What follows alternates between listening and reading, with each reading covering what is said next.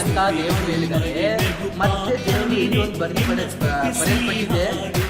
ಅದೇ 16ನೇ ಅಧ್ಯಾಯ ಅದೇ 26ನೇ ವಚನದಲ್ಲಿ ಬರೆಯಲ್ಪಟ್ಟಿದೆ.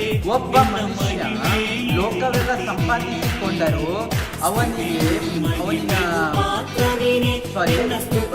ಒಬ್ಬ ಮನುಷ್ಯ ಲೋಕವೆಲ್ಲ ಸಂಪಾದಿಸಿಕೊಂಡರೂ ಪ್ರಾಣ ನಷ್ಟಪಟ್ಟರಿಗೆ ಅವನಿಗೆ ಪ್ರಯೋಜನವೇನು ಅಂತ ದೇವರು ಹೇಳಿದ್ದಾರೆ.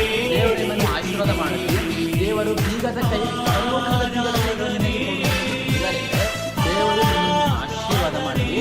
ಅದಕ್ಕೆ ದೇವರು ಒಬ್ಬ ಮನುಷ್ಯನು ನರಕಕ್ಕೆ ಹೋಗಬಾರದು ಇಲ್ಲ.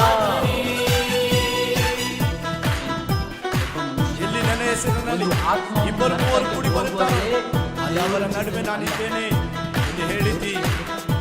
ಕೈಸಲಾ